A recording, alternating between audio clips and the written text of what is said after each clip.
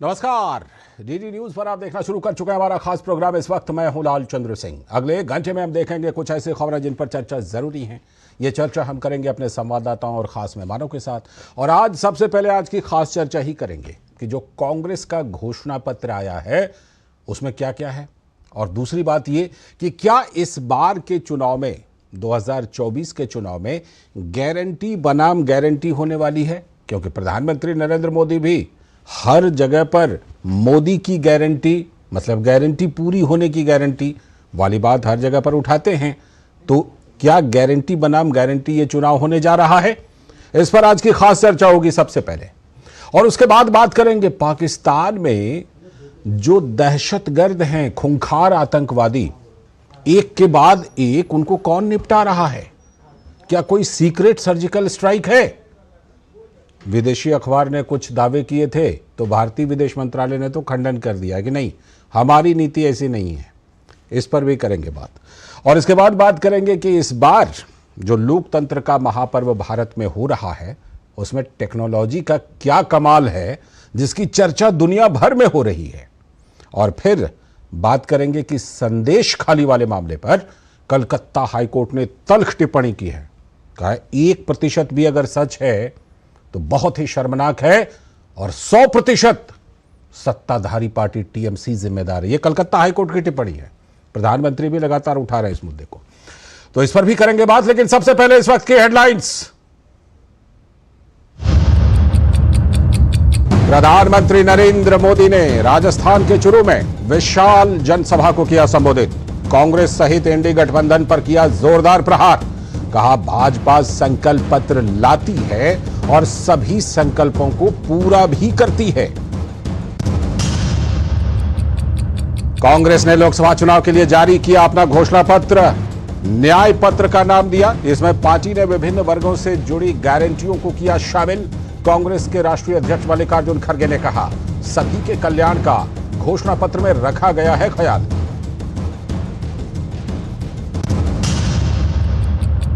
लोकसभा चुनाव के दूसरे चरण के लिए आज नामांकन पत्रों की जांच। 8 अप्रैल तक नाम लिए जा सकेंगे वापस। उधर प्रचार अभियान ने पकड़ी रफ्तार।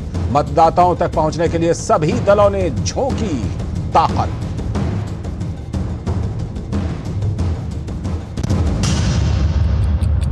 भाजपा की शिकायत पर आम आदमी पार्टी नेता आतिशी को चुनाव आयोग का नोटिस। भाजपा ने निराधार आरोप लगाने पर की थी आतिशी की शिकायत। चुनाव आयोग ने सोमवार तक मांगा जवाब।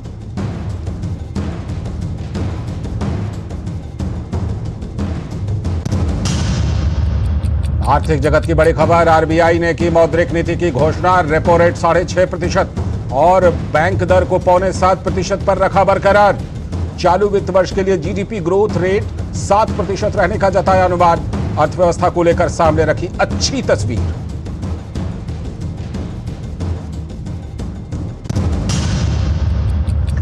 जम्मू कश्मीर में आतंकवाद पर सुरक्षा बलों का एक और कड़ा प्रहार। उड़ी सेक्टर में घुसपैठ की कोशिश को बनाया नाकाम।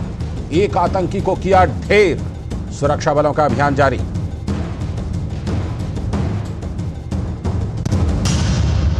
और पाकिस्तान में रहस्यमयी तरीके से कई खूंखार आतंकवादियों की हत्या के मामले में पाकिस्तान ने भारत का नाम जोड़ा। लेकिन विदेश मंत्री एस जयशंकर ने कहा कि टारगेट किलिंग करना भारत की विदेश नीति में नहीं है।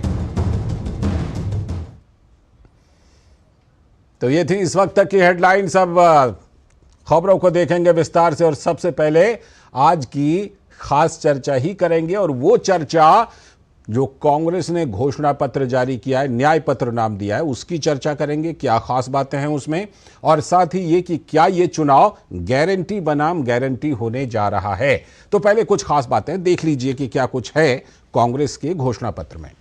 तो लोकसभा चुनाव को लेकर कांग्रेस ने न्याय पत्र यानी कि अपना घोषणा पत्र जारी कर दिया है।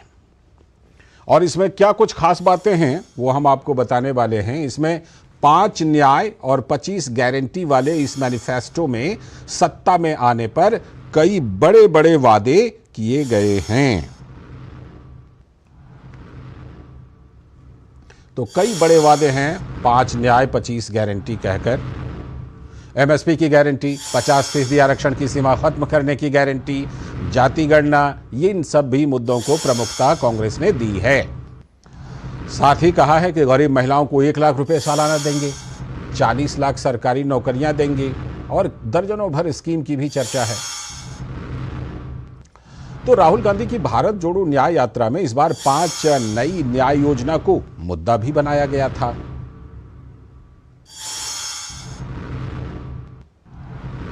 2019 के लोकसभा चुनाव में भी कांग्रेस की न्याय योजना चर्चा का विषय बनी थी। याद कीजिए, उस समय कांग्रेस ने इस तरह के कई वादे किए थे। उस समय राहुल गांधी ने वादा किया था कि कांग्रेस सत्ता में लौटती है तो न्यूनतम न्याय योजना लागू की जाएगी। ये बात हम कर रहे हैं 2019 की। उस समय गरीब परिवारों को 72,000 रुपए सालाना देने की बात कही गई थी और इस बार महिलाओं को 1 लाख रुपए देने का वादा किया गया है। 2019 में 72,000 रुपए सालाना और 2024 में 1 लाख रुपए। तब भी इसको लेकर भ्रम बना रहा था, जो कमोबेश आज भी है, कि पैसा आएगा कहां से। उस समय कांग्रेस की इस गारंटी पर किसी ने भरोसा नहीं किया था। बीजेपी का दावा है कि उसने अपने घोषणा पत्र के हर वचन को पूरा किया है। ये दूसरी तरफ बीजेपी का दावा है। अंत्योदय योजना से लेकर भव्य राम मंदिर निर्माण कराया, आर्टिकल 370 को हटाया, सभी वादे पूरे हुए, ये बीजेपी का दावा है। तो फिर 2024 के चुनाव में गारंटी बनाम गारंटी में पीएम मोदी हर जनसभा में मोदी की गारंटी का जिक्र करते हैं और कहते हैं कि मोदी की गारंटी मतलब गारंटी पूरी होने की गारंटी। तो मोदी की गारंटी विकसित भारत की थीम पर है। भारत विकास करेगा तो सभी का विकास होगा। लेकिन खैर, दावे अपने अपने। देखना तो यह है कि देश की जनता किस गारंटी को व्यवहारिक मानती है और उसको अपना समर्थन देती है। तो खैर, कांग्रेस ने अपना तो घोषणा पत्र जारी कर दिया। इस मौके पर कांग्रेस पार्टी के राष्ट्रीय अध्यक्ष मल्लिकार्जुन खड़गे ने क्या कुछ कहा, पहले उन्हें सुन लेते हैं। हमारा ये घोषणा पत्र देश के राजनीतिक इतिहास में न्याय के दस्तावेज के रूप में याद किया जाएगा। युवा न्याय, किसान न्याय, नारी न्याय, श्रमिक न्याय और हिस्सेदारी न्याय की घोषणा की गई थी। जहां कहीं भी हम गए, इन न्याय की बात हमने करी थी। तो भारतीय जनता पार्टी के राष्ट्रीय प्रवक्ता सुधांशु त्रिवेदी ने क्या प्रतिक्रिया दी है, उनको भी सुन लेते हैं, फिर चर्चा करेंगे। केवल निजी स्वार्थ के आधार के ऊपर एक दूसरे को मात देने की भाव से आकर खड़े हुए, अपने अपने परिवार और भ्रष्टाचार को आने के लिए खड़े हुए भ्रम से भरा हुआ एक गठबंधन। तो ये भ्रम का, झूठों का पुलिंदा और दूसरी तरफ भरोसे की गारंटी, जो कांग्रेस की फितरत रही है, आदत रही है, शरारत रही है, उसी के अनुरूप उन्होंने एक बार फिर भ्रम पैदा करने के लिए ही इस प्रकार का मैनिफेस्टो दिया है, जिसमें से एक भी चीज ना उन्होंने केंद्र में रहते हुए कभी पूरी की, ना राज्य सरकारों में रहते हुए पूरी की है। तो बीजेपी ने कांग्रेस के घोषणा पत्र की आलोचना की, तो कांग्रेस नेता राहुल गांधी ने क्या कुछ कहा, उनको भी सुन लीजिए। ये जो चुनाव है, ये लोकतंत्र को और संविधान को बचाने का चुनाव है। एक तरफ एनडीए नरेंद्र मोदी जी और दूसरी तरफ इंडिया अलायंस जो कॉन्स्टिट्यूशन की रक्षा करता है, लोकतंत्र की रक्षा करता है। तो ये चुनाव इन दोनों फोर्सेस के बीच में है। और मध्य प्रदेश के पूर्व मुख्यमंत्री शिवराज सिंह चौहान ने इस पूरे मामले पर क्या कुछ कहा, उनको भी सुन लेते हैं। कांग्रेस और कांग्रेस के नेता बार बार ये रट लगा रहे हैं कि लोकतंत्र खतरे में है, संविधान खतरे में है।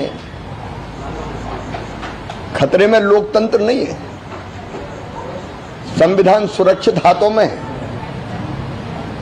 खतरे में अगर कोई है तो कांग्रेस है, कांग्रेस खतरे में है। ये भारतीय जनता पार्टी का शासन है, प्रधानमंत्री श्री नरेंद्र मोदी जी है। अगर कोई गलत काम करेगा तो जल जाएगा। तो गारंटी वाला मुद्दा तो प्रधानमंत्री नरेंद्र मोदी भी उठाते ही रहते हैं। क्या कुछ कहा उन्होंने, सुनते हैं। हमें देश को बहुत आगे लेके जाना है। साथियों, आज देश में मोदी की गारंटी की चर्चा हो रही है। मोदी की गारंटी कैसे पूरी होती है और कितनी रफ्तार से पूरी होती है, राजस्थान उसका बहुत बड़ा उदाहरण है। तो ये लग रहा है कि गारंटी बनाम गारंटी इस चुनाव में बिल्कुल चर्चा के केंद्र में है और आगे भी शायद रहने वाला है। लेकिन बड़ा सवाल वही कि किसकी गारंटी पर जनता और मतदाता भरोसा करने वाले हैं।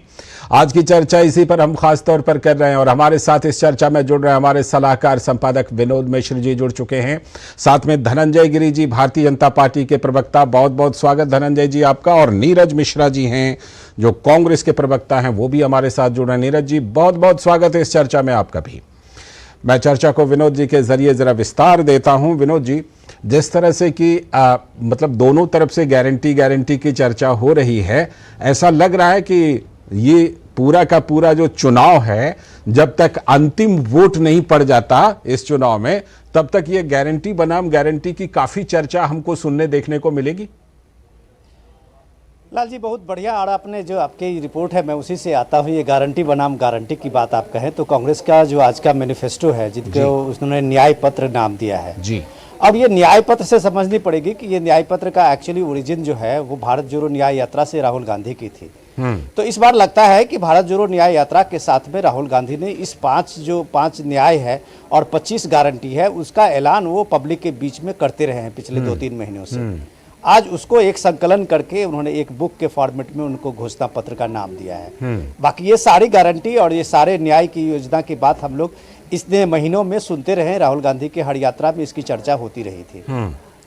अब सवाल ये है कि इस न्याय योजना में आपने जितनी भी गारंटी दी है और 25 गारंटी, 5 न्याय और 25 गारंटी की बात आपने की है जी, और उस 25 गारंटी की बात अगर आप कहें तो कमोबेश उसका जो मूल रूप आप देखें तो उस समय 2019 का ही कांग्रेस के मैनिफेस्टो से है, जिसमें उन्होंने एक न्याय योजना लेके आए थे, जिसमें न्यूनतम आय की गारंटी की बात कांग्रेस की तरफ से की गई थी और राहुल गांधी इसका जोर शोर से प्रचार करते हुए दिखे थे जी। उसमें में कांग्रेस के तरफ से था कि गरीब परिवारों में 72,000 रुपये उनको हर साल दिया जाएगा। ये न्यूनतम आय की बात थी। इस बार हर परिवार की बात को हटा के सिर्फ महिला को रखा गया है कि महिला को 1 लाख रुपया दिया जाएगा। न तो उस समय में 2019 में बताया गया कि ये पैसा कहां से आएगा और न इस बार बताया गया कि इतने न्याय योजनाओं में जो ये खर्चा है उस खर्चा का वहन कहां से होगा, उसका फंड कहां से होगा। ये एक सवाल लोगों के मन में, जहन में तो जरूर रहेगा।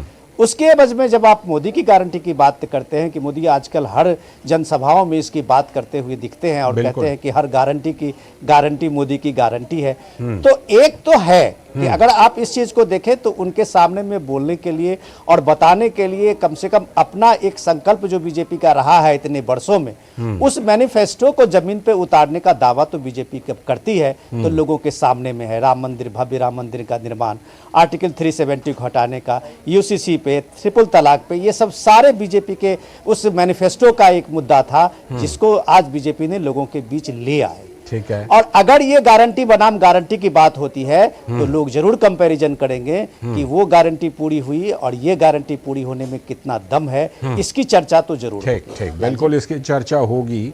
और मैं पहले नीरज मिश्रा जी के पास ही चलता हूं, उसके बाद धनंजय जी के पास आऊंगा। नीरज जी, 2019 में भी गारंटी दी गई थी और राजस्थान विधानसभा चुनाव के दौरान तो अशोक गहलोत जी ने गारंटियों की बिल्कुल भरमार झड़ी लगा दी थी।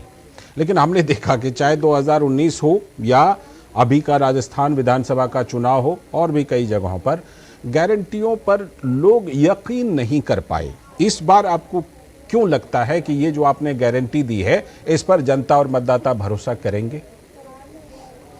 देखिए, ये जो केंद्र का चुनाव है इस बार मोदी जी के 10 साल के अन्याय काल के ऊपर लड़ा जा रहा है, जिसके अंदर जो युवा हैं बेरोजगार हो गए हैं, जो घर की रसोई है उसके ऊपर महंगाई की मार, तो पेट्रोल डीजल जिसको 40 रुपए लाना था उसको 100 के पार छोड़ दिया, और इसी तरीके से जो मणिपुर की हमारी बहनें हैं जो आज भी न्याय का इंतजार कर रही हैं कि शायद इस चुनाव के दौरान ही प्रधानमंत्री जी एक बार तो मणिपुर आ जाएं ताकि शांति बहाल हो सके।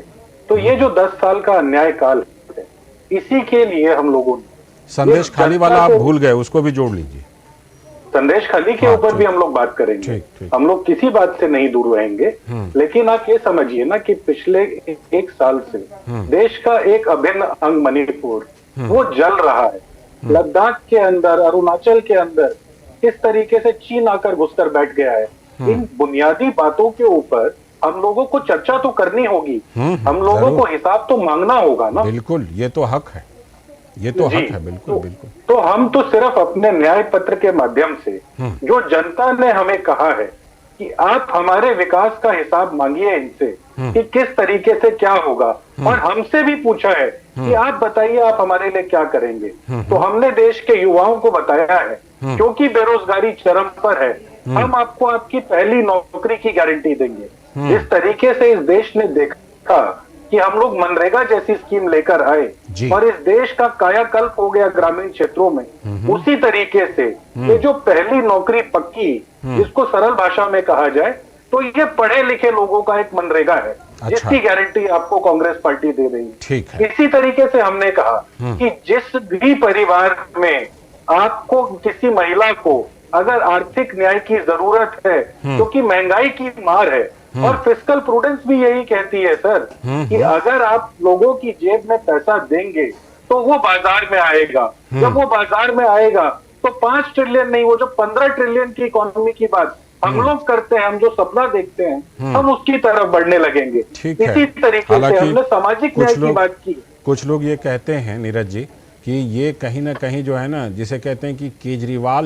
ने दिल्ली में जो किया उसका विस्तार शायद, लेकिन मैं आता हूं आपके ऊपर और फिर आपके पास वापस आऊंगा।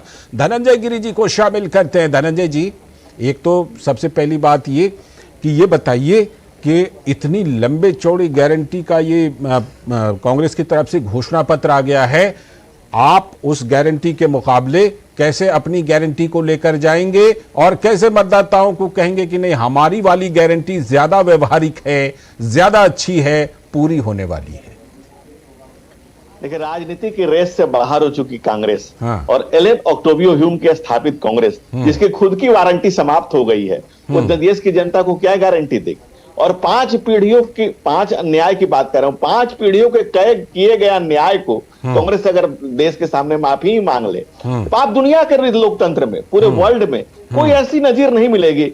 पंडित नेहरू के पिताजी पंडित नेहरू, उसके बाद इंदिरा गांधी, राजीव गांधी, राहुल गांधी, 5 पीढ़ियों से ये पार्टी एक परिवार के कब्जे में। तो जिस देश की जनता जानती है कि लोकतंत्र और लोकराज दोनों का मजाक है, और 56 टुकड़ों में टूटी कांग्रेस 56 इंच के मुकाबले 56 इंच के सीने के व्यक्ति के सामने कैसे मुकाबला करेगी? मोदी की गारंटी मतलब गारंटी पूरी होने की गारंटी। से अलंकार का बड़ा बहुत बढ़िया जो है वो उसका कहते हैं गूंथ दिया शब्दों को, है ना। 56 इंच मैं कह रहा हूं कि कांग्रेस जो 56 बार टूटी है, 56 टाइम टूटी है, और दूसरी तरफ 56 इंच के सीने के लिए नरेंद्र मोदी खड़े हैं। जो धारा 370 हटाने की हम बात करते थे, लोग कहते थे कि यह झंडा उठाने वाला नहीं मिलेगा। आज कश्मीर के कोने कोने में तिरंगा लहरा रहा। हम कहते थे सौगंध राम की खाते हैं, मंदिर वहीं बनाएंगे। ये कहते थे कि तारीख नहीं बताएंगे, तारीख भी बता दी है, मंदिर भी सजा दिया है, लोग आ भी रहे हैं। भारतीय संस्कृति के पुनरुत्थान का सूर्योदय हो रहा है, नवोदित काल है। 11वीं अर्थव्यवस्था आज 5वीं अर्थव्यवस्था बनी है। 12 करोड़ घरों को टॉयलेट बने हैं, 12 करोड़ किसान सम्मान निधि दी जा रही है, 4 करोड़ घर बन रहे हैं। कांग्रेस के गारंटी यानी कि आप लाभार्थियों वाला मामला लेके जाएंगे, वो तो समझ में आता है। लेकिन ये आपने कैसे कह दिया 138 से 139 साल पुरानी पार्टी कांग्रेस, आपने कहा वारंटी खत्म हो गई कांग्रेस की?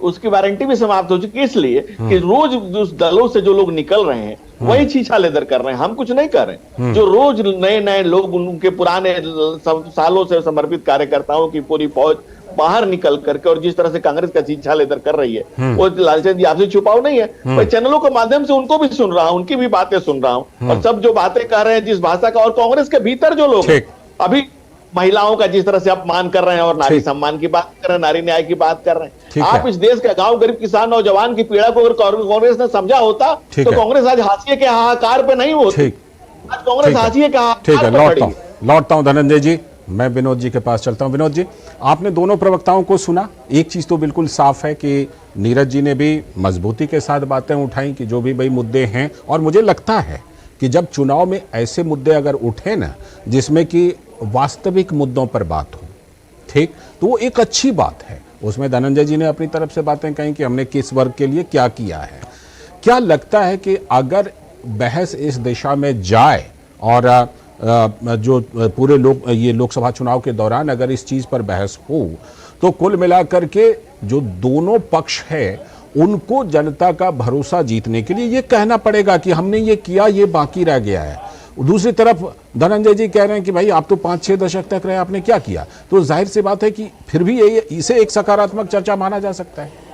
लाल जी, सबसे इंपॉर्टेंट है, मैंने दोनों प्रवक्ताओं को सुना और दोनों प्रवक्ता मजे हुए खिलाड़ी हैं। बिल्कुल।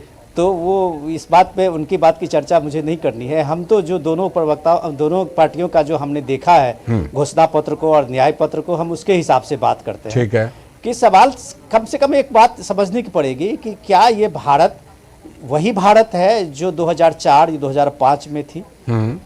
ये 2024 तक इस 20 साल के जो विकसित भारत है उसको कांग्रेस समझने के लिए तैयार नहीं है, या आप इसको इग्नोर कर रहे हैं। आप जिस मनरेगा की बात करते हैं, 2004-5 की बात करते हैं, क्या 2024 में वही मनरेगा भी है? आपको गांव में एक मजदूर नहीं मिलेगा, आप ढूंढ के आ जाइए। नीरज जी भी उसी गांव के हैं, मैं भी उसी गांव से आता हूं, आप भी उसी गांव से आते हैं। रही बात कि जिस डेटा से बात करते हैं, आप बेरोजगारी की दर की बात करते हैं या फिर आप इन्फ्लेशन की बात करते हैं, तो उस डेटा को भी सामने में रखिए, पिछले 10 साल का और इस साल का, ये लोगों के सामने में है। मैं इन सब बहस में नहीं जाऊंगा, सीधी सीधी बात होती है कि गारंटी पूरी होने की गारंटी। आपने पिछले 2019 के इलेक्शन में जब आपने 72,000 रुपये पर साल देने का जो आपने वादा किया था न्याय योजना में, उस समय के बाद आपके 5 सरकारें थी अलग अलग स्टेट में। शायद अगर कांग्रेस पार्टी किसी स्टेट में ये लागू करके दिखा देती तो शायद उनका ये दम रहता कि ये 5 न्याय 25 गारंटी को पूरा कर सकने का दम रखती है। अगर आपने स्टेट में कहीं नहीं कर पाए तो सवाल लोग जरूर पूछेंगे कि ये पैसा केंद्र में आप जब सत्ता में आते हैं तब कहां से लाएंगे। मैं इसलिए कह रहा हूं कि टाइमिंग की बात इसलिए कह रहा हूं कि ये विकसित भारत की बात जो धनंजय जी कह रहे थे कि आपके सामने में एक विकसित भारत का मॉडल है जी, और उसका मॉडल ये है कि देश अगर विकास करेगा तो सबका विकास होगा। ठीक है। और उसके एवज में अगर आप इस गारंटी को लेते हैं कि ये न्याय, उसमें सामाजिक न्याय, उसका ये न्याय, तो आप कहीं से भ्रम डालते हैं। ठीक है कि आप वो पर्सनल लॉ उस समय के ले आए जब राजीव गांधी पर्सनल लॉ का मुद्दा पार्लियामेंट में ले आए जी, जी। और आप आज भी कह रहे हैं कि हम पर्सनल लॉ की बात करेंगे, ठीक। उसकी हिफाजत की बात करेंगे। तो ये सारी चीजें जब आप उठा रहे हैं तो आप कम से कम मुद्दा ढूंढने की कोशिश कर रहे हैं कि किस मुद्दे से किस तरह से लोग प्रभावित। मैं नीरज जी के पास जाऊं उससे पहले विनोद जी, आपकी एक टिप्पणी मैं और जरूर चाहूंगा, उसके बाद नीरज जी के पास जाऊंगा। नीरज जी ने एक तर्क दिया कि भाई देखिए, हमने 1 लाख रुपया अगर दे दिया सीधे पॉकेट में तो उससे परचेजिंग कैपेसिटी बढ़ेगी, उससे जो है अर्थव्यवस्था को उसका फायदा होगा, और 5 ट्रिलियन के बजाय 15 ट्रिलियन। एक तरफ मान लीजिए ये तर्क है, दूसरी तरफ ये तर्क है कि भाई देश का विकास होगा तो सबका विकास होगा। जब देश में मान लीजिए अच्छी सड़कें, अच्छी बिजली, अच्छे स्वास्थ्य, अच्छी शिक्षा, सब कुछ होंगे तो सबका विकास होगा। ये आपको लगता है कि इन दोनों तर्कों के बीच, इन दोनों विचारों के बीच बहस होनी है? नीरज जी बहुत सही बात बताया, बहुत ईमानदारी से उन्होंने बात रखी है कि आप ये देखिए ना कि कर्नाटक में अभी आप देख लो ना, बिजली फ्री मिली है लोगों को।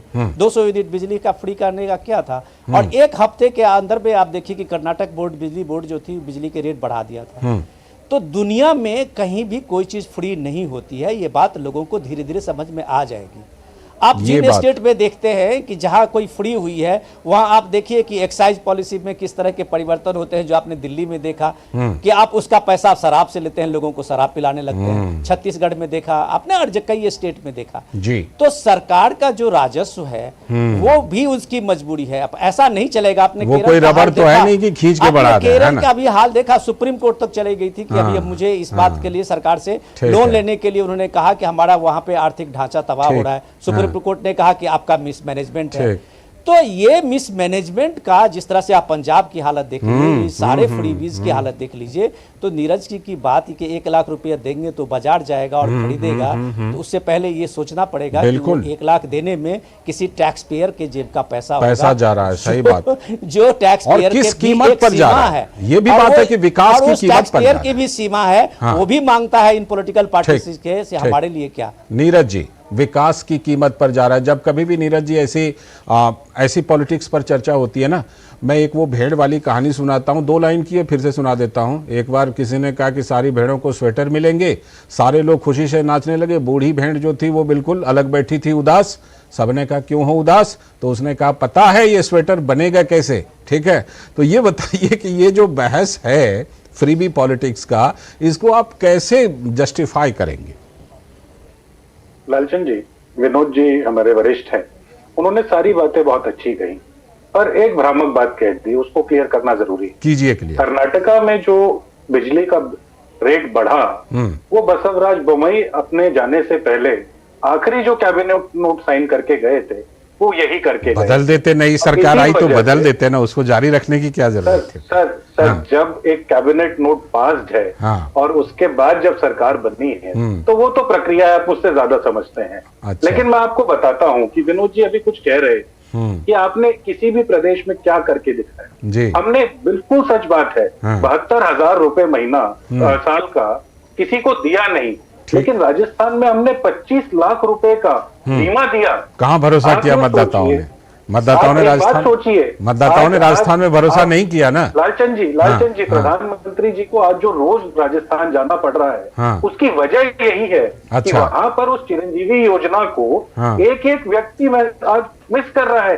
आप सोचिए ना, इस देश में सबसे ज्यादा अगर इन्फ्लेशन कहीं है तो वो हेल्थ केयर सेक्टर में और एजुकेशन सेक्टर में है।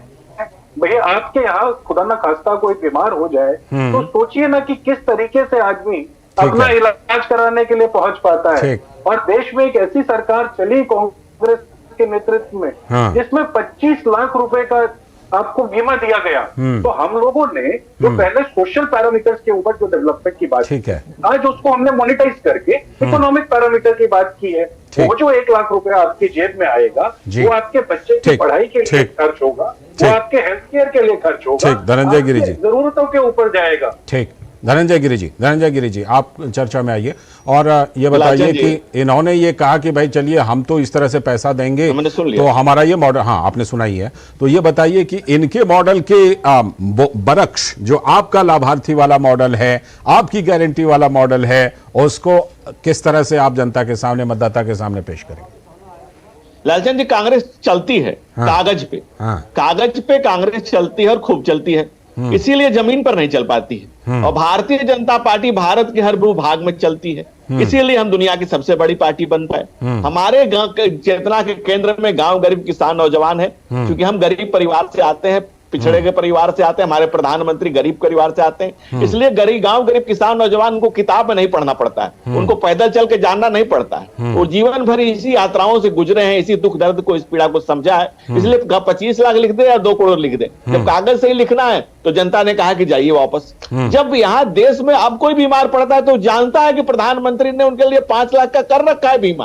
अब इस देश में किसी के घर, महिला के घर में अगर टॉयलेट नहीं तो जानती कि प्रधानमंत्री उसके लिए इज्जत घर बनवा देंगे। अगर किसी गरीब के सर पर छत नहीं है तो उसको पता है कि उसका बेटा, उसका भाई, उसका हर कोई प्रधानमंत्री नरेंद्र मोदी में अपने परिवार का अक्स देख रहा है। आज इसीलिए प्रधानमंत्री नरेंद्र मोदी जो कहते हैं कि भाई आने वाली नस्लें तुम पे नाज करेगी हमसरो, जब उन्हें मालूम चलेगा कि तुमने नरेंद्र मोदी को देखा था, आप विश्वास नहीं करेंगे, आने वाली पीढ़ियां विस्मित होगी। एक ऐसा व्यक्ति जो दिन रात का भेद मिटाती भाजपा और उसके लक्षावधि कार्यकर्ता दिन रात जो भारत के भूगोल से गोल करके एक एक कोने को हर प्राणों की वर्तिका बनाकर जिस तरह से अपने आप को हरनी सेवा में आठों पर अपने नेता नरेंद्र मोदी के नीति, नियत और नियमन के साथ अपने आप को समर्पित कर रहे हैं, होम कर रहे हैं, उससे एक नए भारत का निर्माण हो रहा है। और 5वीं अर्थव्यवस्था तीसरी बनेगी, तीसरी से शीर्ष पर भारत जाएगा।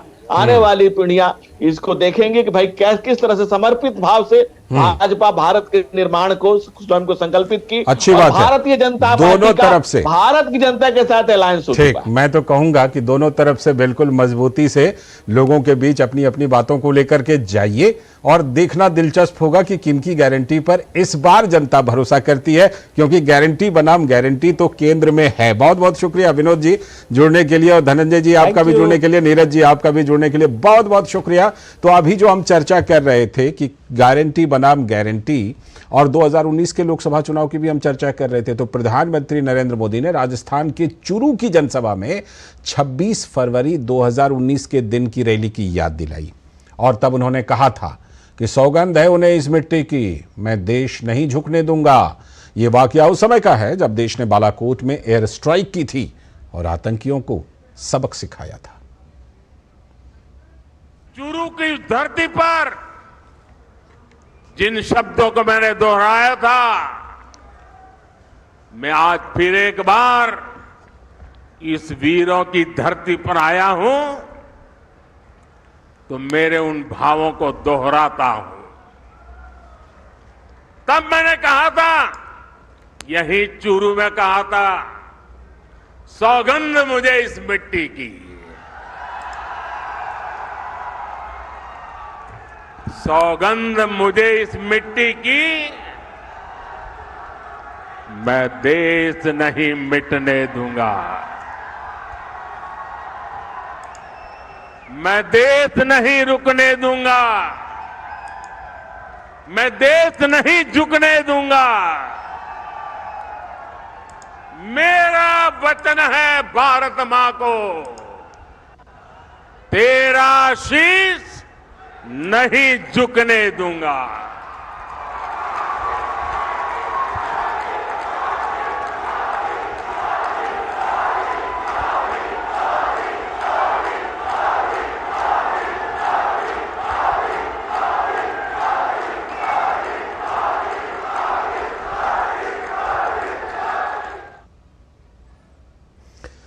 तो दो पंक्तियों के जरिए प्रधानमंत्री ने उस घटना को याद किया, और आप याद कीजिए 2019 के चुनाव में जो बालाकोट एयर स्ट्राइक है वो काफी हद तक एक बड़ा मुद्दा बन गया था। अभी वक्त है एक ब्रेक का, और ब्रेक के बाद जब लौटेंगे तब बात करेंगे कि पाकिस्तान में कौन निपटा रहा है आतंकियों के सरगनाओं को। क्या कोई वहां पर सीक्रेट सर्जिकल स्ट्राइक हो रही है? करेंगे इस पर चर्चा। बने रहिए डीडी न्यूज के साथ। Delivery boy has picked your order. अरे भाई पता है भूख लगी है। 30 मिनट का मैसेज नोटिफिकेशन आया था ना। मैसेज के सारे थोड़ी बैठ सकते हैं। कल आपने कुछ शेयर्स बेचे थे ना? हाँ, तो चेक किया? मैसेज आया तो था। सिर्फ मैसेज काफी नहीं है। आप शेयर मार्केट में कोई भी ट्रांजैक्शन करते हैं ना, तो स्टॉक एक्सचेंज से आए एसएमएस या ईमेल को अपने डीमैट अकाउंट और बैंक स्टेटमेंट के साथ भी टैली कीजिए। बेटा भूख में ना दिमाग बंद हो जाता है। सोच कर समझ कर इन्वेस्ट कर। यकीन है खुद पर है नाज। सुनती हूँ अपने मन की आवाज। कभी शर्मीली तो कभी हूँ जाबाज। रुकना मेरी आदत नहीं, थमना मेरी चाहत नहीं। मैं हूँ नारी, यही मेरा अंदाज। हर जिम्मेदारी मैं बखूबी निभाती हूँ। वोट दे प्राउड वोटर कहलाऊंगी। पूरे देश संग चुनाव का पर्व मनाऊंगी। स्वागत है ब्रेक के बाद, और ब्रेक के बाद हम बात करेंगे, जैसा कि हमने ब्रेक पर जाने से पहले आपको बताया था, कि पाकिस्तान में जो रहस्यमयी तरीके से कई आतंकवादियों को निपटाया जा रहा है, तो उसको लेकर के विदेशी अखबार ने कुछ दावा किया है और भारतीय विदेश मंत्रालय ने खंडन किया है। पाकिस्तान में रहस्यमयी तरीके से कई खूंखार आतंकवादियों की हत्या का ये मामला है, और हम जानते हैं कि पिछले कई महीनों में करीब करीब 2 दर्जन तो निपट गए हैं। अपने यहाँ इन आतंकियों की हत्या के मामले में पाकिस्तान ने भारत का नाम जोड़ा, और इस बारे में आईएसआई के दावे के आधार पर ब्रिटिश अखबार द गार्जियन ने दावा कर दिया कि भाई भारत कोई भूमिका है उसमें, जो ये आतंकवादी के सरगना निपट रहे हैं पाकिस्तान में। तो विदेशी अखबार ने दावा कर दिया कि अब तक 20 दहशतगर्द कमांडर पाकिस्तान में मारे जा चुके हैं। और साथ ही रिपोर्ट में यह भी दावा कर दिया कि भारत ने पाकिस्तान में आतंकवादियों को मरवाया, मगर पाकिस्तान कुछ कह भी नहीं पा रहा, क्योंकि कहेगा तो स्वीकार करेगा कि हां आतंकी हमारे यहां था। भारत ने एक स्ट्रेटजी के तहत साल 2020 के बाद से पाकिस्तान में कई लोगों की हत्या की, यह रिपोर्ट का दावा है। लेकिन भारतीय विदेश विभाग ने तो साफ तौर पर कहा, भ्रम फैला रही है पाकिस्तान की एजेंसी ISI।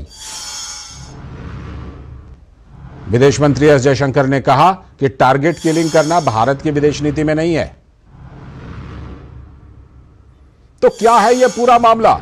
जुड़ रहे हमारे संवाददाता अमृतपाल सिंह हमारे साथ फोन लाइन पर, और साथ में हमारे साथ खास मेहमान वरिष्ठ पत्रकार शेखर अय्यर जी भी जुड़ चुके हैं इस खबर पर चर्चा करने के लिए। पहले मैं अमृतपाल से जरा अपडेट ले लेता हूं। अमृत, क्या कुछ भारतीय विदेश मंत्रालय ने अखबार की इस रिपोर्ट पर कहा है?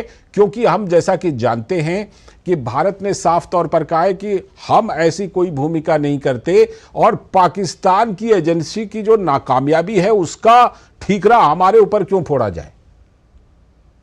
इंटरेस्टिंग पॉलिसी रही है ये, जो किलिंग्स की बात ये रिपोर्ट कर रही है।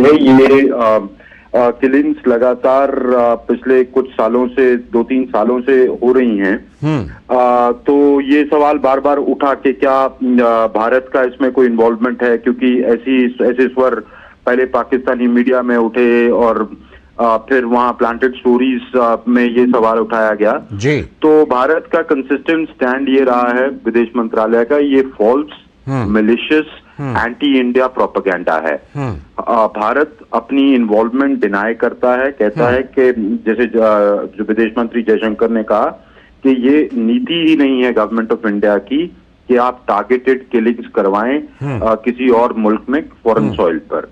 तो भारत का तो रवैया ये है। अब पाकिस्तान की एजेंसीज जो जिनको ये सोर्सेज बेस करके ये गार्जियन की रिपोर्ट कोट कर रही है जी। ये है कि उनमें एक खलबली है कि ये लोग मारे जा रहे हैं। लगातार एक सिलसिला चला है। जाहिद आखुंड जो कश्मीरी टेररिस्ट जो एयर इंडिया फ्लाइट की हाईजैकिंग में इन्वॉल्व था, जैश मोहम्मद का कमांडर शाहिद लतीफ, हिजबुल मुजाहिदीन का बशीर अहमद पीर, फिर लश्कर तैयबा का रियाज अहमद, परमजीत सिंह खालिस्तानी लाहौर में मारा गया था। तो ये अननोन असेलेंट्स या उनके थ्रू मारे गए थे। तो पाकिस्तान की अपनी कोई क्रेडिबल इन्वेस्टिगेशन में ये नहीं आ पाया कि कोई लिंक डायरेक्टली जुड़ नहीं पाया। दूसरी तरफ जो आपने इशारा किया कि क्योंकि वो ये कहते हैं कि हम इनको शील्ड ही नहीं करते, कई तो इनमें से कन्विक्टेड क्रिमिनल्स हैं, तो हम इनको शील्ड ही नहीं करते, वो एक्नॉलेज ही नहीं करते कि हमारे यहाँ हैं या हम इनको हमारी सरजमी पे हैं। तो फिर वो पब्लिक इन्वेस्टिगेशन से या उन इन्वेस्टिगेशन को पब्लिक करने से बचते भी हैं। बिल्कुल। तो ये दिक्कत है उनकी एजेंसीज की। हाँ, और जब तक जैसे एबटाबाद में बिन लादेन को जब अमेरिका ने खींच लिया था तब जाकर पता चला था कि वो वहीं पर था।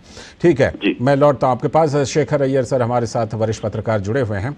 शेखर सर, क्या जो इस तरह की खबरें आती हैं, सबसे पहली बात ये कि जाहिर सी बात है कि ऐसी खबरों में अगर कहीं कुछ हो भी तो जिसे कहते हैं ना कि अंडर द टेबल इस तरह की चीज़ें कई बार हमें कुछ और दूसरे देशों के बारे में सुनने को मिलती हैं।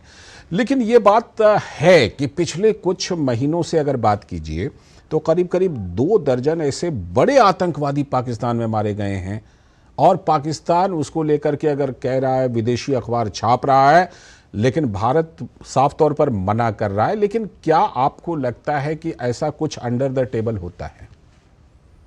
देखिए, ये कोई अंडर द टेबल मामला नहीं है, बड़ा क्लियर है। पाकिस्तान कई सालों से इस तरह की आतंकवादी नेताओं संगठन को प्रोत्साहन देके अपने मुल्क में ही कैंप बना के रखा है। और ये जो ग्रुप्स हैं वो आपस में भी बीच में जी पैसे को लेकर झगड़ा होता है, क्योंकि ये ड्रग ट्रैफिकिंग करते हैं, गन रनिंग करते हैं। कई लोग अफगानिस्तान के ग्रुप्स के साथ भी मिले हुए हैं, कभी उनके बीच में भी दुश्मनी होती है। बिल्कुल। तो आपस में गैंग वॉर में टीटीपी के साथ तो खूनी संघर्ष होता है। बिल्कुल, एकदम। तो इनको क्योंकि पैसे को लेकर होता है, उसको जो क्या कहते हैं, वो जो प्रोसीड्स का शेयर भी होता है, भाई इतनी गन रनिंग हुआ। और ड्रग, देखिए ड्रग का भी बड़ा ट्रेड होता है, जिसपे पाकिस्तान के थ्रू भी कई ट्रेड होता है, अफगानिस्तान पाकिस्तान आप जानते हैं। तो इसमें उनके आपस बिजनेस में जब झगड़ा हो जाता है तो इस तरह की हम देखते हैं कि एक दूसरे को मार भी देते हैं। और कभी कभी ये भी कहा जाता है, क्योंकि इनका सब मालिक है आईएसआई, यानी सबसे बड़ा मतलब सब सारा चीजें वही कंट्रोल करता है। कभी कभी आईएसआई की ऑर्डर में भी इनको खत्म किया जाता है जब ये बड़े न्यूसेंस बन जाते हैं। ये भी आज पाकिस्तान उनको लगता होगा कि ये हमारे कहने से बाहर जा रहे हैं, है ना।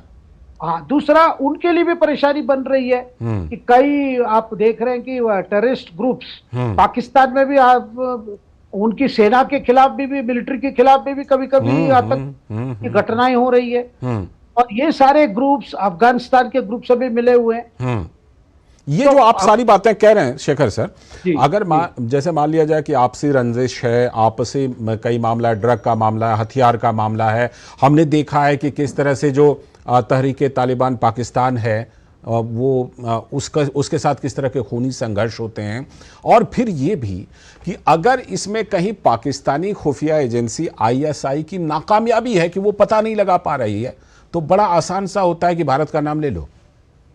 नहीं, बिल्कुल, और नहीं, ये नाम ले लो और किसी विदेश अखबार में छाप दो, ताकि ये जो पाकिस्तान में हो रहा है, अब इंडिया के खिलाफ जो अमेरिका ने बीच में आरोप लगाया, जो कनाडा ने लगाया, वहां के जो खालिस्तानी नेता है किसी ने उनको मार दिया, तो वहां भी आपस की गैंग की लड़ाई हो रही है। कहा जाता है भाई ने भारत के रॉ एजेंट ने जाके उनको मारा।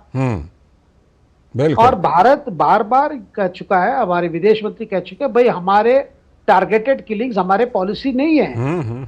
हम किसी को एजेंट बना के बेचते हैं कि मारने के लिए नहीं बेचते। जब करना होता है तो चाहे उड़ी वाला सर्जिकल स्ट्राइक हो या बालाकोट वाला एयर स्ट्राइक हो, बोल के होता है, और हमारी सुरक्षा के लिए जो चीज करना है।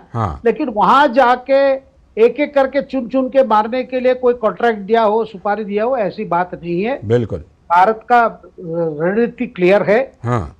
और ठीक है। पाकिस्तान आज वही चीज भोग रहा है जो बाकी देशों में ये करवाया है। अमृत, आप हमारे साथ लौटता हूं। अमृत, आप हमारे साथ अगर जुड़े हैं, ये बताइए कि पाकिस्तान की तरफ जैसे भारतीय विदेश मंत्रालय ने तो कहा भाई हमें जब करना होता है इस तरह का हम काम नहीं करते, हमारी विदेश नीति में नहीं है। लेकिन कहीं ना कहीं कोई सीक्रेट सर्जिकल स्ट्राइक का जो चर्चा है, मीडिया में चर्चा है कि भाई कोई ना कोई सीक्रेट सर्जिकल स्ट्राइक हो रही है, कहीं ना कहीं से हो रही है। इस तरह की कोई रिपोर्ट पाकिस्तान में, जैसे अभी शेखर सर ने कहा कि देखिए उनकी आपस की भी बहुत सारी रंजिशें हैं, ड्रग है, हथियार है, आईएसआई के कहने से बाहर जाने पर वो खुद निपटा देते हैं, इस तरह की चीजें भी पाकिस्तान में होती हैं।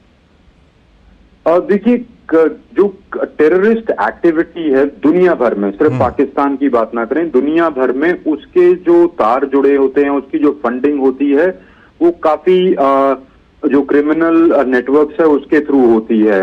जैसे शेखर ने कहा कि ड्रग रनिंग के थ्रू होती है, गन रनिंग के थ्रू होती है, ड्रग्स के थ्रू होती है, जो आपका ये जो सरोगेट करेंसी है, कभी इस पर बहुत बड़े सवाल उठाए जाते हैं।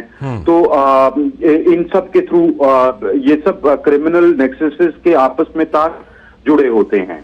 तो ये भी हो सकता ये कहना कि देखिए भारत के विदेश मंत्री ने, विदेश मंत्रालय ने साफ इन्वॉल्वमेंट डिनाई की है, पर मुल्क इन्वॉल्वमेंट डिनाई करते हैं, इंटेलिजेंस एजेंसीज ऑपरेट करती भी हैं वर्ल्ड ओवर। जिसकी आप कह रहे हैं कि क्या ऐसे सीक्रेट ऑपरेशंस किए जाते हैं? हाँ, बिल्कुल किए जाते हैं। मोसाद ने किए हैं, रशियंस ने किए हैं। आपको जमाल खशोगी जो जर्नलिस्ट मारा गया था, तो एजेंसीज इन्वॉल्व रहती हैं। भारतीय एजेंसी इन्वॉल्व है कि नहीं, इसको आप डायरेक्टली नहीं कह सकते हैं। जैसे जब जस्टिन ट्रूडो ने उनकी पार्लियामेंट पर के फ्लोर पे कहा था कि क्रेडिबल एलिगेशंस है इंडिया के अगेंस्ट, तो भारत ने कहा था कि ठीक है आप शेयर कीजिए, हम प्रूव करते हैं। बिल्कुल, अगर कोई प्रूफ है तो शेयर कीजिए। और जब पन्नू के केस पर भी अमेरिका ने ये उठाया था, गुरपतवंत सिंह पन्नू, तो भारत ने कहा था कि आप हमारे साथ शेयर कीजिए। उन्होंने किसी को अरेस्ट भी किया। भारत ने ये भी माना कि ठीक है एक एजेंट था जो रोक हुआ बाद में। तो इंटेलिजेंस एजेंसी इस तरह मतलब इस तरह के ऑपरेशंस किया करती हैं, पर इसको आप प्रमाण देना पड़ेगा से नहीं कह सकते कि भारतीय एजेंसीज ने किया है कि नहीं। ठीक, चलिए बहुत बहुत शुक्रिया अमृत जुड़ने के लिए, और शेखर सर आपका भी इस चर्चा में जुड़ने के लिए बहुत बहुत शुक्रिया। तो अभी वक्त है एक ब्रेक का, और ब्रेक के बाद जब लौटेंगे तब करेंगे कि किस तरह से जो भारत का चुनाव है, हाईटेक चुनाव, इसको लेकर दुनिया भर में कैसी चर्चा है। तुम्हें पता है इन्वेस्टर्स के लिए एक इन्वेस्टर प्रोटेक्शन फंड होता है, IPF। लेकिन अगर तुम्हारा ट्रेड एक्सचेंज पर एग्जीक्यूट नहीं हुआ या फिर कोई गारंटीड रिटर्न्स वाली स्कीम है, तो ये IPF आपकी मदद नहीं कर सकता है।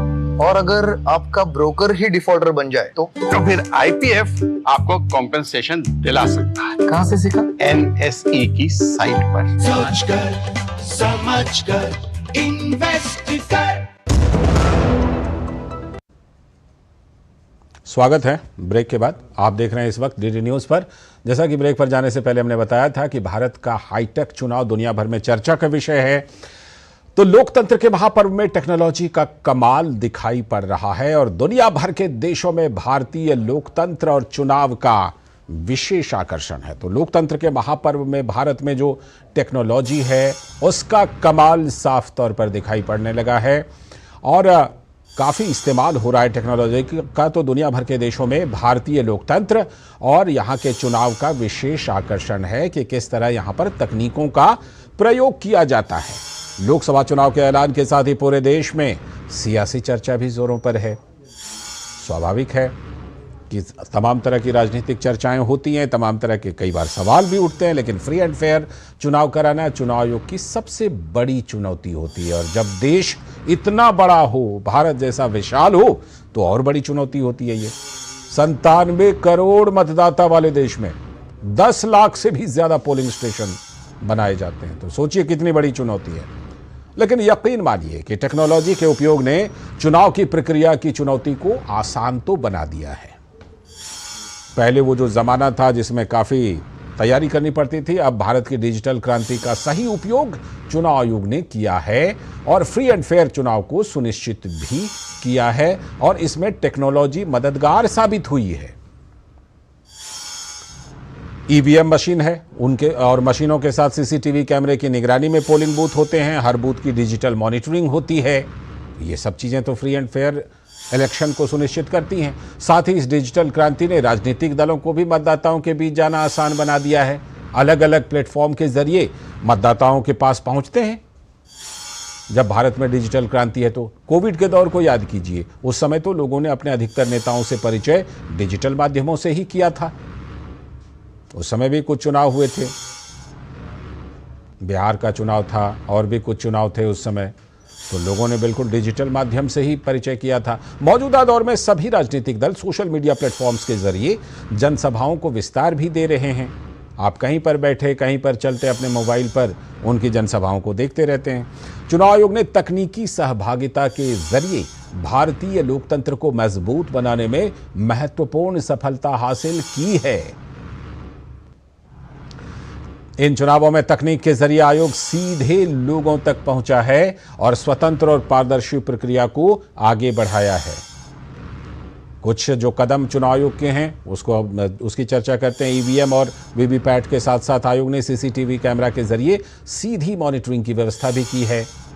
मोबाइल ऐप की बात ले लीजिए, इस ऐप के जरिए लोगों के बीच में चुनाव आयोग ने अपनी पहुंच बढ़ाई है। ऐसा ही ऐप है चुनाव आयोग का सी विजिल ऐप, जो मतदाताओं के बीच काफी लोकप्रिय हो रहा है।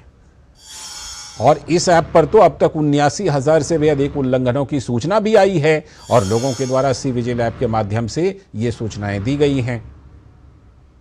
आम चुनाव की घोषणा के बाद सी विजिल ऐप पर दी गई सूचनाओं पर कार्यवाही करते हुए चुनाव आयोग ने 99% मामलों का निष्पादन भी किया है। तो देखिए कितनी मददगार है टेक्नोलॉजी।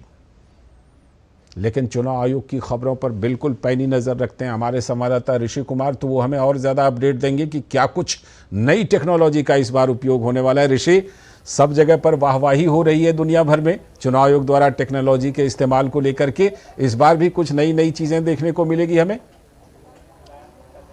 बिल्कुल राजपाल, जिस तरीके से चुनाव आयोग ने हर दौर में इस बात की कोशिश की है कि जो मौजूदा तकनीकी भारत में उपलब्ध है उसका कैसे एक बेहतर इस्तेमाल भारत के लोकतंत्र को मजबूत बनाने में किया जाए। अब अगर हम बात करें कि एक दौर ऐसा था जबकि सिर्फ टेलीफोन पे दुनिया चलती थी और भारत में सिर्फ और सिर्फ टेलीफोन के माध्यम से सूचनाओं का आदान प्रदान होता था, तो एक बार पोलिंग पार्टी निकल जाती थी, उसके बाद जब वो वापस आती थी तभी बता पाती थी कि क्या उनके साथ हुआ है जी। ऐसे में तमाम जो बूथ लूटने से लेकर तमाम घटनाएं भी बाद में पता चलती थी, लेकिन आज का दौर कंप्लीटली हम कह सकते हैं पूरी तरीके से पारदर्शिता का दौर है और सेकंड दर सेकंड हमें इंफॉर्मेशन मिल जाती है कि कहां पर क्या चल रहा है। लालचंद, आपको याद होगा बिहार चुनाव के दौरान, खासतौर से 2005 के दौरान, उस समय जो सीसीटीवी कैमरे का जो उपयोग है 100% चुनाव आयोग ने उस दौर में किया था। बिल्कुल। और केजे राव पर्यवेक्षक के तौर पर पूरे राज्य में नजर बना के रखते थे और हेलीकॉप्टर से तुरंत पहुंच जाते थे। ये तकनीकी का ही इस्तेमाल था जिस दौर में वहां पर जो लोग थे, हमने खुद उस समय देखा था कि कैसे लोग कहते थे कि हम पहली बार वोट डालने आए, जबकि उनकी उम्र करीब 60 साल हुआ करती थी। तो ये चुनाव आयोग ने तकनीकी के माध्यम से इस बात को रेखांकित किया है कि कैसे हम मतदाताओं तक पहुंचें और कैसे उनकी बात को मुल्क के सामने रखा जाए कि वो क्या सोचते हैं। जैसे कि आपने खुद जिक्र किया, राजनीतिक दलों ने, राजनीतिक पार्टियों ने इसका खूब लाभ उठाया है, लेकिन मुझे लगता है इसका सबसे बड़ा लाभ लोगों को मिला है, क्योंकि लोगों ने अपने आप को एम्पावर किया है। उनके खिलाफ कोई भी कार्रवाई हुई है तो उन्होंने पूरी दुनिया को बताया है। और चुनाव आयोग पर जिस तरीके से सी विजिल ऐप आज पूरी तरीके से एक सफल प्रयोग के तौर पर देखा जा सकता है। जैसे ही चुनावों की घोषणा इस बार हुई, हमने देखा 80,000 से अधिक कंप्लेंट्स आई और ये कंप्लेंट्स थी इस बात की कि कहीं पर होर्डिंग्स लगे हुए हैं, कहीं पर बैनर लगे हुए हैं, कहीं पर झंडे लगे हुए हैं, जो कि चुनाव आयोग के निर्देशों के अनुसार नहीं होने चाहिए। अब अगर आप अंदाजा लगाइए कि अगर तकनीकी नहीं होती तो क्या ये ऐप हट सकते थे? बिल्कुल। माफ कीजिए, किस तरीके से ये हट सकते थे जितने भी झंडे बैनर है। सही बात। और 99% मामलों में कार्यवाही भी की, चुनाव कार्यवाही भी की है। तो ये जो पूरा का पूरा परिदृश्य बदला है, ये तकनीकी के उपयोग और इसमें एक सोच है आयोग की। बिल्कुल, इसमें आयोग को क्रेडिट देना होगा कि उन्होंने इस बात से बिल्कुल भी हिचक नहीं किया कि वो तकनीकी के उपयोग को लेकर उससे कोई गुरेज करे और उसका इस्तेमाल जो है लोगों के हक और इन उपलब्धियों की इसीलिए तो दुनिया भर में चर्चा भी हो रही है। बहुत बहुत शुक्रिया ऋषि इस खबर पर जुड़ने के लिए और चर्चा में हिस्सा लेने के लिए। और अब बात करेंगे कि संदेश खाली को लेकर कलकत्ता हाईकोर्ट ने कितनी बड़ी टिप्पणी की है और ममता सरकार को कैसा झटका दिया है। जरा पहले कुछ देख लीजिए कुछ मुख्य बातें, उसके बाद फिर अपने संवाददाता से जुड़ेंगे। तो कलकत्ता हाईकोर्ट ने कहा कि संदेश खाली पीड़ितों का 1% सच भी अगर है वो बेहद शर्मनाक है। अगर इसमें 1% भी सच्चाई है, जिस तरह की रिपोर्ट आ रही है, तो बेहद शर्मनाक है। संदेश खाली की घटनाएं अगर सच हैं तो सत्ताधारी पार्टी टीएमसी 100% इसके लिए जिम्मेदार है। यह कलकत्ता हाईकोर्ट की टिप्पणी है। दरअसल हाईकोर्ट में संदेश खाली मामले में मुख्य आरोपी शाहजहां के खिलाफ दाखिल 5 जनहित याचिकाओं पर सुनवाई हो रही थी। तो ये जो याचिकाओं पर सुनवाई हो रही थी, इसी सुनवाई के दौरान कलकत्ता हाईकोर्ट ने ममता सरकार पर यह तल्ख टिप्पणी की। और संदेश खाली वाला मामला उधर पश्चिम बंगाल के कूच बिहार में पीएम मोदी ने कल फिर से उठा दिया संदेश खाली का मामला और पश्चिम बंगाल की महिलाओं को न्याय का भरोसा दिया। पीएम ने कहा कि संदेश खाली के दोषियों को मोदी सजा दिलवाकर ही रहेगा, उनकी बाकी जिंदगी जेल में ही कटेगी। इस मामले पर भाजपा के प्रवक्ता अजय आलोक ने क्या कहा है, सुन लेते हैं। कृपया एक न्यायिक जांच कलकत्ता हाईकोर्ट बैठाए सिटिंग हाईकोर्ट जज के अध्यक्षता में और पूरी जांच कर ले, दूध का दूध पानी का पानी कर दे। नारकीय स्थिति हो गई है वहां पे। ये सिर्फ महिला सम्मान या महिला सुरक्षा की बात नहीं है, पूरी की पूरी समुचित सामाजिक व्यवस्था पलटने का प्रश्न है। ये एक संदेश खाली नहीं है, 50 से ज्यादा संदेश खाली हैं। तो ये तमाम सवाल उठ रहे हैं। हमारे संवाददाता प्रसेनजीत बख्शे जुड़ चुके हैं हमारे साथ। प्रसेनजीत दा, कलकत्ता हाईकोर्ट ने तो बहुत ही तगड़ा झटका दिया है और संदेश खाली मामले पर मुझे लगता है कि अब तक की सबसे तल्ख टिप्पणी की 1% भी है तो बेहद शर्मनाक है और 100% जिम्मेदारी टीएमसी की बनती है। बिल्कुल, देखिए लालचंद, जैसे हमने फरवरी महीना से इसके बारे में कई सारे चर्चा किया है। जब जनवरी में 5 तारीख को जिस तरह से ईडी के ऊपर हमला हुआ था उसके बाद, लेकिन 6-7 फरवरी के बाद से बार बार हम इसी बात पर जोर देने की कोशिश की है कि जो कुछ भी थोड़ा सा भी उसमें कोई सच है तो वो सच काफी घबराने वाली सच है, काफी दिल दहलाने वाली सच है। तो अदालत की तरफ से यही बताया गया आखिर तक, और अदालत कोई भी सीधे सोचने वाले लोगों की तरफ से यही बताया जाएगा, और अदालत भी हमारे देश की एक गरिमा है और अदालत की तरफ से यही बताया गया। और जिस तरह से रेखा पात्रा वहां पे बशीरहाट से बीजेपी का कैंडिडेट बनने के बाद दोबारा से तृणमूल कांग्रेस की तरफ से हेट कैंपेन किया गया है, मैं इसको हेट कैंपेन बोलूंगा, तो इस हेट कैंपेन भी एक इशारा है कि संदेशखाली में जो कुछ भी हुआ है उसके पीछे जिम्मेदारी तृणमूल का भी है, इसीलिए अदालत इस तरह की टिप्पणी की है। लालचंद बिल्कुल बिल्कुल, बहुत बहुत शुक्रिया दादा जोड़ने के लिए, इस खबर पर चर्चा करने के लिए। लेकिन ये इतनी हाईकोर्ट की जो ये तल्ख टिप्पणी है, क्योंकि आरोप इस तरह के लगे हैं कि पार्टी के ऑफिस में वहाँ की दलित आदिवासी महिलाओं को रात रात भर ले जा करके रखा गया, इस तरह के आरोप हैं। हाईकोर्ट की तभी इस तरह की टिप्पणी आई है। बहरहाल आज के इस वक्त में इतना ही, पूरी टीम को दीजिए अनुमति, लेकिन अगले हफ्ते फिर इसी समय लेकर आएंगे। इस वक्त इस बीच डीडी न्यूज़ पर खबरों और कार्यक्रमों का सिलसिला लगातार जारी है। नमस्कार।